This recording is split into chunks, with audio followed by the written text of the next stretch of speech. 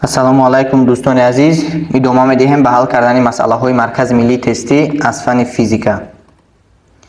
дар ин навор тасмим гирифтем ки аз мавзӯъҳои охирон, яъне аз масъалаҳои пӯшидаи он, аз мавзӯи охирони он каме якчанд мисолҳоро дида бароем. мисоли 184. басомади ҳудудии афканишотро, яъне сарҳади сурхи фотоэффектро муайян кунед ки ҳангоми он дар сатҳи сези фотоэффект мушоҳида шуд. доимии Планк H баробар аст ба 4 зарби 10 дар дараҷааш минуси 15 электрон волт зарби сония ва кори бароварди электронҳо аз сези А баробар аст ба 2 электрон волт. барои ҳал кардани чунин масъалаҳо дар ин ҷо якчанд масъала ҳаст ки бо воситаи ана ҳамин формулаи Эйнштейн барои фотоэффект истифода бурда мешавад ки дар ҳолати умумӣ формулаи Эйнштейн барои фотоэффект ин Е баробар аст ба кори бароварди электрон аз сатҳи металл ҷамъи энергияи кинетикие ки электрон ҳангоми баромаданаш ҳангоми канда шуданаш аз сатҳи металл доро мешавад.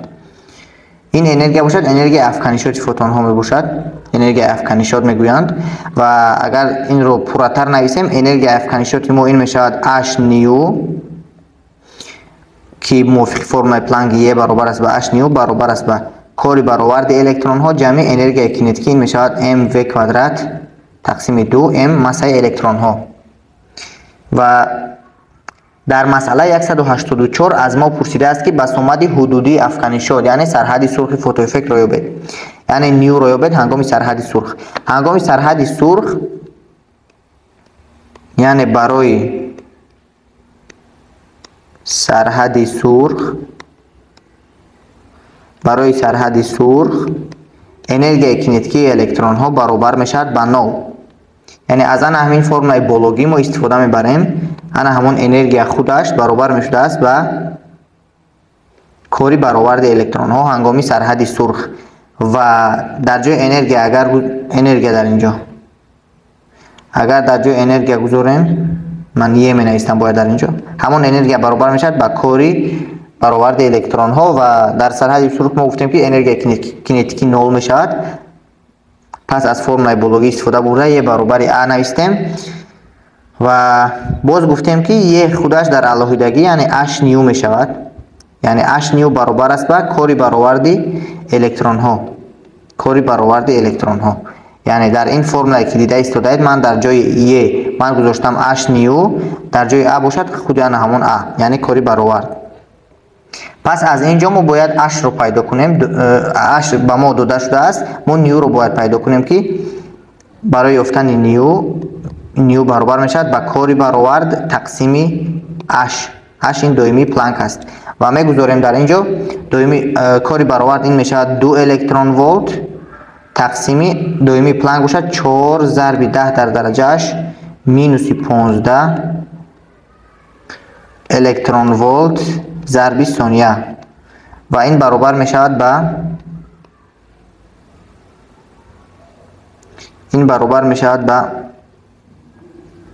2 тақсими 4 ин мешавад 0.5 электрон волт бо электрон волт ислоҳ мешаванд ва басомади мо мешавад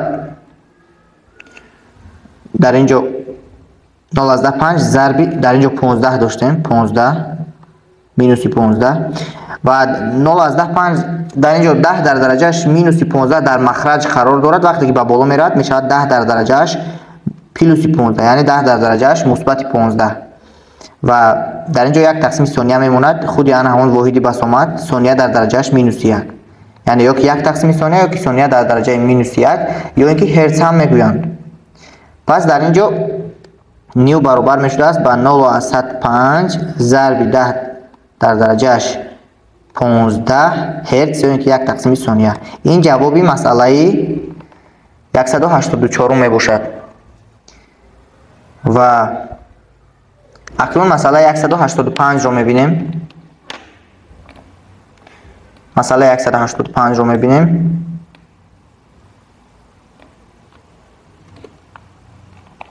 من در پایان آن رو حل میکنم.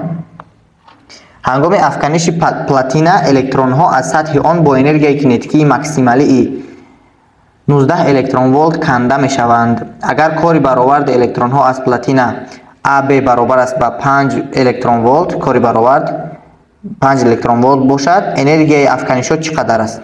چطوری که ما در بالا نوشتیم انرژی افکنشات برابر می شود با کاری برآورد الکترون ها جمع انرژی کینتیکی که الکترون ها هنگامی کنده شدن از سطح متال صاحب می شوند. و در اینجا ما باید یه رو یابیم، یعنی تنها از این فرمولا، تنها در این فرمولا قیمت های عددی رو میگذاریم. کاری برآوردی ما این 5 الکترون ولت، انرژی کینتیکی باشد 19 الکترون ولت. اینها رو جمع کرده بینیم، 5 جمع 19 می شود 24 الکترون ولت. این کاری برآورد الکترون، این انرژی افکنشات می باشد، یعنی انا همون یه. مثال 186 الکترون ها در گرد یادروی اتم از روی مدارهای معینه، یعنی از روی قبض های الکترونی دور میزنند. مقدار زیادترین الکترون را معین کنید که در قبض الکترونی دوم n برابر 2 گنجیده میتواند. موافق فرمولای n برابر است با 2 ضرب n در کوادرات. n کلان این مقدار زیادترین شماره الکترون ها در قبض نم می باشد، در قبض n مایده، n خرد، یعنی n خرد شماره قبض ها، n کلان شماره زیادترین الکترون ها در این قبض.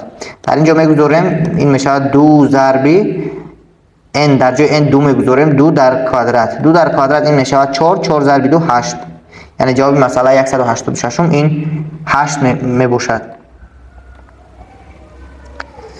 ما مسئله 184 85 86 رو دیدیم. مسئله 187 شماره الکترون های ترکیب اتمی گلی 4 و 2 از شماره الکترون های ترکیب اتم هیدروژن 1 و 1 چند مرتبه زیادتر است؟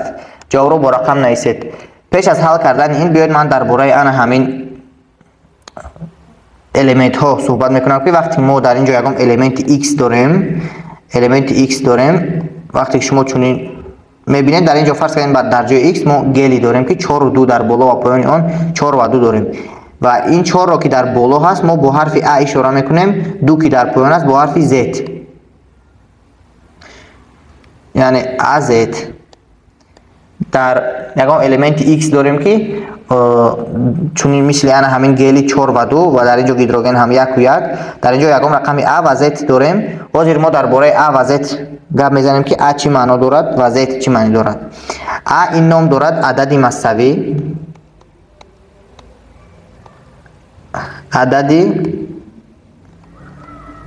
مساوی و z باشد عددی ذریعی.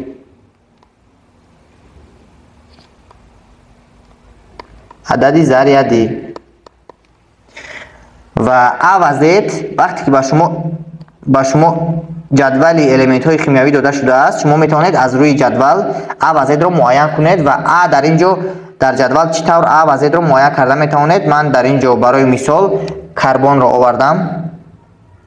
انا همون این عددی مساوی این که خودی ماسه میگویند در واحدهای اتمی ماسه. a برابر است برای کربن بینید که در انا همینجا ماسه الیمنت می باشد یا اینکه عددی مساوی و تقریبا برای کربن این 12 می باشد و عددی ذریعی باشد انا همون عددی ترتیبی می باشد. برای کربن این برابر است با 6 و اکنون معنای a و z ما گفتیم که نام a این عددی مساوی، z عددی ذریعی می باشد. معنای اینها چی است؟ معنای آنها اگر ما الیمنت داشته باشیم ما میدونیم که الیمنت از یادرو عبارت است و اتم از یادرو عبارت است و از الکترون هایی که در اطراف آن چرخ میزنند و آنها ذریعی منفی دارند. الکترون ها در اطراف آن چرخ میزنند با ذریعی مینوسیه و اتم باشد یادرو باشد، در یادرو ما ذریعی پلوسیه داریم یعنی پروتون داریم و یک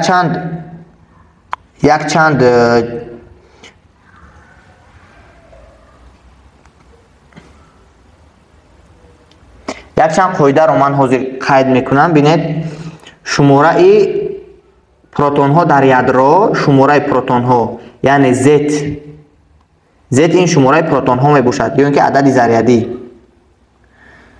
شماره پروتون ها در یادرو شماره پروتون ها در یادرو برابرند با اینها برابرند با شماره الکترون ها در مدار در اوربیته هایی که در اطراف یادرو چرخ میزنند در مدارها اوربیته ها قبض های الکترونی اوربیته ها یعنی این شماره ها برابر هستند. پس اگر ما گفتیم که Z در جدول الیمنت ها این رقمی ترتیبی الیمنت هست Z این معنی آن را دارد که کربن در اتم کربن در ترکیب یادروی آن 6 تا در داخل یادروی آن 6 تا پروتون داریم 6 تا پروتون داریم و از بس که شماره الکترون ها در قبض ها و شماره پروتون ها در یادرو برابر هستند پس ما در قبض ها نیز 6 تا الکترون داریم که چرخ میزنند. فرض کردیم که 6 تا الکترون داریم که در اطراف یادرو چرخ میزنند. یعنی از برمیگردیم اکنون به مثال 187 شماره الکترون های ترکیب اتم گلی. عدد بلوغی ما گفتیم که این ا باشد عدد مساوی، عدد پایانگی باشد عدد پروتون ها. عدد پایانگی رو ببینید که رقم 2 هست یعنی ما از اینجا به خلاصه آمده می توانیم که در ترکیب یادروی اتم گلی 2 تا پروتون داریم. این معنی آن را دارد که در اطراف این یادرو 2 تا الکترون چرخ میزنند یعنی در اتم گلی 2 تا الکترون هست در یادروی آن 2 تا پروتون هست در اتم در عموم باشد 2 تا الکترون یعنی شماره الکترون های ترکیب یادروی گلی 2 تا هست. از شماره الکترون های ترکیب اتم هیدروژن چند مرتبه زیاد است. در اتم هیدروژن ببینید که در اینجا رقم Z ما این 1 است پس 1 تا پروتون و 1 تا الکترون دارد یعنی 1 تا الکترون هست و در اتم گلی باشد 2 تا پس آنها 2 تقسیم 1 میکنیم یعنی شماره اتم هایی که در ترکیب گلی شماره الکترون هایی که در اتم گلی هستند تقسیم میکنیم با شماره الکترون هایی که در ترکیب هیدروژن هستند یعنی نسبت آنها این میشود 2 یعنی 2 مرتبه الکترون هایی که در هیدروژن هستند نظر به الکترون هایی که در گلی هستند زیادتر است. با آن همین نظریه‌ای که من حاضر با شما گفتم با آن همین معلومات هایی که با شما گفتم دیگر مثال ها را نیز کار کرده میبینیم. 188 مسئله مسای اتم نیترال الفا ذره یعنی گلی مسای اتم نیترال الفا ذره گلی از مسای اتم نیترال پروتی یعنی هیدروژن چند مرتبه زیادتر است. جواب رو در شکل عدد نویسید. مسای اتم ما گفتیم که عدد مساوی یا اینکه مسای اتم رو از روی عدد بلوغی یعنی انا همین 4 رو که دیده استفاده از روی انا همین حرف ا ما اون رو با حرف ا اشاره کردیم با واسطه انا همین از انا همین رقم معین میکنیم یعنی مسای اتم گلی این 4 واحد اتمی ماسه مسای اتم هیدروژن باشد 1 واحد اتمی ماسه و مثلا پرسیده است که انا همین 4 از 1 چند برابر زیاد است ما تقسیم میکنیم 4 تقسیم 1 این میشود 4 یعنی 4 مرتبه مسای اتم گلی از مسای اتم هیدروژن زیادتر است. میرویم به مثال 189 چند پروتون رو در ریاکسیون ترمویادرویی باید با هم پیوست نمود تا که دیتری پوزیترون و نیترین حاصل شود. ما باید درباره ریاکسیون های ترمویادرویی صحبت کنیم و بیاید این مسئله رو من به پایان میبرم.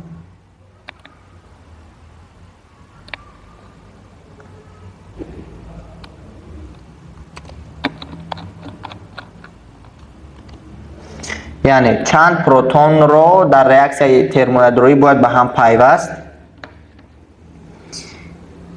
یعنی ما در طرف چپ معادله من در اینجا طرف چپ داریم در اینجا طرف چپ معادله طرف چپ بر ریاکسیون برعکس ترمویدرویی پیوست می شوند پروتون ها در طرف چپ و در طرف راست حاصل می شوند. بینید که باید به هم پیوست تا که دیتری 2 1 اش دیتری پوزیترون جمعی پوزیترون 0 جمع 1 و نیترینو 0 0. نیترینو در کجایی که برعکس دچار شدید در اینجا نیترینو ذریعش یعنی انا همون عدد مساویش و خود ذریعش تقریبا به 0 قبول کرده می شود. یعنی در اینجا ما باید چند پروتون رو در ریاکس ترمویدرویی باید به هم پیوست کنیم که انا همین هیدرو دیتری پوزیترون و نیترینو حاصل شود. جواب رو با رقم نویسید و بینید که در طرف چپ و راست انا همین اشاره که ما کردیم اشاره که برعکس می رود یعنی به هم پیوست میکنیم و طرف چپ و راست انا همون ای طرف چپ و ای طرف راست باید به هم دیگر برابر شود. ای همه الیمنت و در طرف راست ما بینید که در هیدروژن ای این رقم بالوگی رو میگویند در بالا دو تا یعنی شماره ذره ها باید در اینجا باقی ماند. شماره ذره ها باقی ماند. چند تا ذره داشتیم چند تا ذره بعد از ریاکسیا باید باقی ماند همون قدر ذره. در اینجا دو تا داریم ای دیتری 2 هست در اینجا 0 در اینجا هم 0. پس در عموم باید در طرف چپ نیز ما در سومه انا همون اهای طرف چپ 4 شود. سومه اها بیاید من خیلی امن نیستم 2 خیر 4 نه 2 در اینجا 2 داریم و پروتون باشد 1 است. ببینید در پایان باشد ببینید چی داریم. در پایان هم شماره انا همین سومه انا همین ها سومه زد های ما هم باید در طرف چپ و راست برابر باشند. پس 1 جمع 1 در اینجا نیز 2 می شود. زیتی عمومی طرف بیاد می نویسم زیتی عمومی طرفی راست. اکنون در طرف چپ هم باید چند تا پروتون رو یعنی پروتون 1 و 1 با هم دیگر پیوست کنیم که این الیمنت ها حاصل شوند. و پروتون ها رو بینید که 1 و 1 داریم و اگر در اینجا ما 2 تا پروتون رو گیریم یعنی جمع باز یک پروتون دیگر بعد انا همین ریاکسیا برابر می شود. یعنی 1 جمع 1 ای عمومی طرف چپ نیز با 2 برابر می شود. یک پایانگی زیت عمومی طرف چپ نیز با 2 برابر می شود. پس این حل مثال می باشد. یعنی 2 تا پروتون رو ما باید در اینجا گیریم. 2 تا پروتون رو باید گیریم که تا که انا همین ریاکسیا اجرا شود. مثال 190 هنگام از یادروی اتمی الیمنت خارج شدن پروتون رقم ترتیبی این الیمنت چند واحد کم می شود. چطوری که در بالا ما قید کردیم رقم ترتیبی الیمنت ببینید رقم ترتیبی الیمنت در اینجا از کربن 6 هست. این عددی ذریعی آن می باشد یعنی زیت می باشد. زیت رو ما گفتیم که در الیمنت ا در بالا زیت در پایان قید کرده می شود. در اینجا ببینید من قید کردم در بالا ا در بالا زیت در پایان و هنگام از الیمنت پروتون خارج شدن ببینید مثال 190 رو ببینید هنگام از الیمنت یک پروتون خارج شدن پروتون 1 تا زیت پروتون برابر است به 1 چون که رقم پایانگی رو ببینید که 1 است. پس انا همون عدد ترتیبی الیمنت 1 واحد کم می شود. جواب این مثال این 1 می باشد. 191 رقم ترتیبی الیمنت شیمیایی هنگام الفا کاهش چند واحد کم می شود. الفا کاهش این کاهش یافتنی یعنی از الیمنت الفا کاهش این کاهشی یادروی اتمی گلی می باشد. یعنی هنگام الفا کاهش چطوری که در بالا ما در مثال های بالا دیدیم ببینید که الفا ذره 4 2 گلی الفا ذره این یادروی اتمی گلی می باشد. یعنی هنگام از یادروی اتم الیمنت خارج شدن پروتون 191 داریم در اینجا رقم ترتیبی الیمنت شیمیایی هنگام الفا کاهش اگر ما یگان الیمنت X داشته باشیم A و Z گفتیم آن با ریاکسیای ترمویدرویی می رود و الفا کاهش می شود. الفا کاهش رو ما گفتیم این گلی است یادروی گلی است 4 و 2 باز جمع یک الیمنت دیگر بیاید یکم الیمنت Y میگوییم که در اینجا برای برابر شوی در اینجا A طرح 4 و بیاید خوبتر نویسم در اینجا A طرح 4 می شود، Z طرح 2. چون که باید طرف های انا همین اشاره که من در اینجا وارد کردم، طرف های چپ و راست باید برابر شوند. در طرف راست، در طرف چپ ما داریم A، باید در طرف A نیز جواب ما A براید. در طرف A باشد این، در طرف راست باشد 4 جمع A طرح 4 که 4 با 4 اختصار میشن، باز انا همون A میموند. یعنی باید، یعنی ببینید که I element 4 واحد کم میشود هنگامی از element پروتون خارج شدن، یعنی هنگامی element پروتون میگویم الفا ذره، یعنی هنگامی element اگر با الفا کاهش دچار شود، عدد مساوی آن 4 واحد کم می شود و عدد ترتیبیش باشد Z باشد 2 واحد کم می شود، چطوری که در اینجا دیده ایستاده، چون که Z پروتون این 2، Z الفا ذره این 2 هست. در اینجا سوال از ما پرسیده است که هنگامی از یادروی اتمی element خارج شدن پروتون، رقم ترتیبی این element چند واحد کم می شود؟ ما این رو الکی گفتیم 1 واحد. مثال 191 رقم ترتیبی element کیمیایی هنگام الفا کاهش چند واحد کم می شود؟ رقم ترتیبی element کیمیایی این Z، یعنی Z اون چقدر کم می شود؟ در پایان دیدید که 2 واحد، Z طرح 2، چون که الفا Z الفا ذره این 2 هست، پس در اینجا جواب 2 می شود. مثال 191 بود. اکنون مثال 192 رو ببینیم. هنگامی از یادروی اتم element خارج شدن نیوترون، ماسه اتمی یعنی عدد مساوی element چند واحد کم می شود؟ ما گفتیم عدد مساوی element این در بالا هست، یعنی A هست و چطوری که میبینیم عدد مساوی نیوترون این 1 است، پس عدد مساوی الکترون هنگامی خارج شدن از آن، عدد مساوی element هنگامی خارج شدن، هنگامی نیوترون از آن خارج شدن 1 واحد کم می شود، چون که خود نیوترون عدد مساوی اون 1 است و برای همین اگر از element نیوترون خارج شود، مساوی اون عدد مساوی اون 1 واحد کم می شود. جواب این مثال هم 1 می شود. مثال 193 اگر از یادروی اتمی element 2 پروتون، ببینید که 1 پروتون این عدد ترتیبیش 1 پروتون این عدد مساوی و عدد ذره‌ایش هم 1 است، 2 تا پروتون خارج می شود. اگر 2 تا پروتون خارج شود، ماسه اتمی، اگر از یادروی اتم element 2 پروتون خارج شود، ماسه اتمی یعنی عدد مساوی element چند واحد کم می شود؟ حاضر ما گفتیم اگر 1 پروتون خارج شود 1 واحد کم می شود، اگر 2 پروتون خارج شود 2 واحد کم می شود. جواب این مسئله 2 می باشد. عدد مساوی یعنی عدد بلوغی، ببینید که در اینجا 1 است و اگر 1 پروتون خارج شود 1 واحد کم می شود، 2 پروتون 2 واحد. مثال 194 اگر از ترکیب یادروی اتمی element الفا ذره خارج شود، ماسه اتمی یعنی عدد مساوی، باز انا همون عدد بلوغی که ما در بالا قید کردیم، چند واحد کم می شود؟ جواب رو با رقم نویسید. هنگامی از ترکیب یادروی اتمی element الفا ذره خارج شود، چطور که دست داده I گلی I الفا ذره یعنی عدد مساوی اون با 4 برابر است، پس هنگامی از element از یادروی یگان element خارج شدن الفا ذره، خودی انا همین عدد مساوی element یعنی ماسه اتمی اون 4 واحد کم می شود. جواب این 4 می باشد. شماره نیوترون های ترکیب یادروی اتمی تریتی از شماره پروتون های یادروی آن چند مرتبه زیاد است؟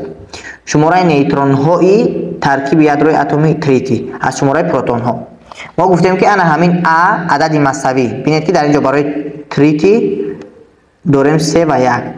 A این عدد بلوغی می باشد 3 و 1 باشد این عدد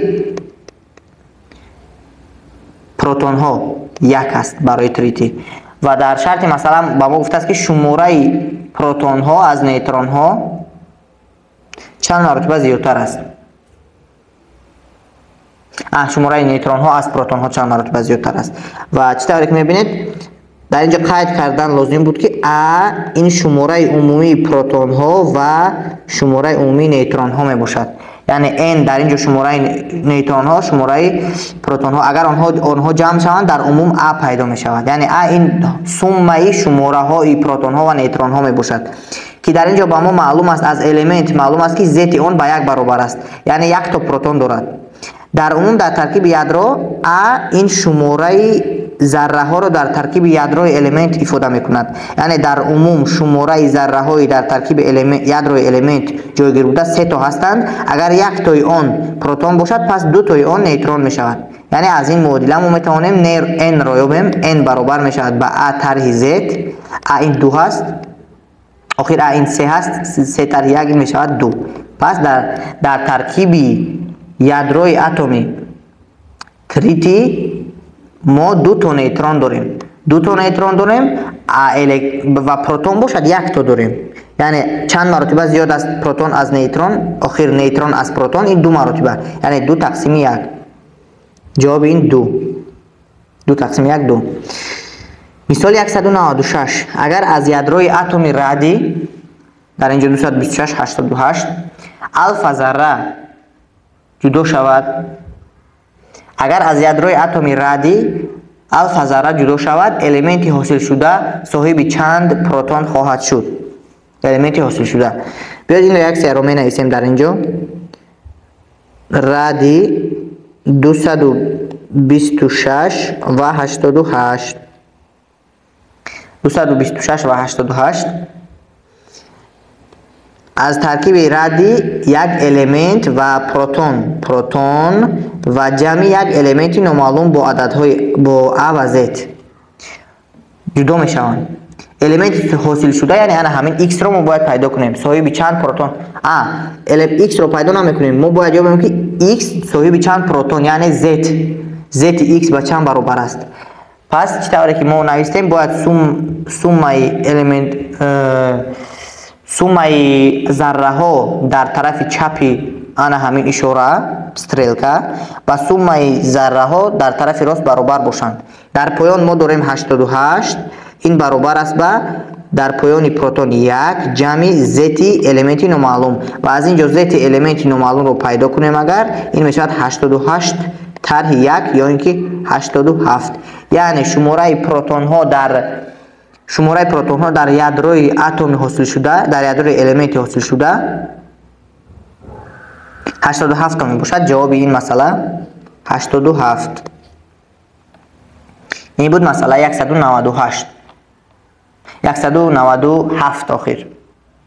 من در اینجا 197 87. اکنون مثال 198 رو میبینیم. اگر از یادروی اتمی اوران الفا ذره یعنی گلی جدا شود، الیمنتی یعنی یادروی گلی جدا شود، الیمنتی حاصل شده چند پروتون دارد؟ تمام. باز مثل همون مثال بلوگی ریاکسیون رو می نویسیم در اینجا.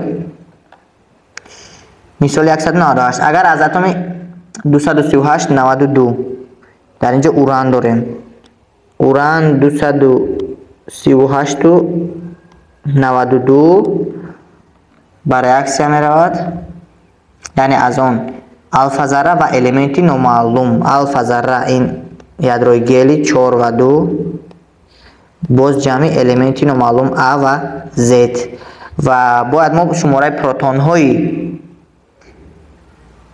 الیمنتی حاصل شده، بله شماره پروتون های الیمنتی حاصل شده و چند برابر است. برای این باز هم 92 یعنی پایانگی ها این شماره های پروتون می باشد. 92 برابر است با 2 جمع z رو اگر یابیم این میشد 92 طرح 2 این میشد 90. یعنی جواب مسئله 198. این بودن تمام مثال های پوشیده موضوع فیزیک اتم و یادروی اتم در کتابچه مرکز ملی تستی 2024.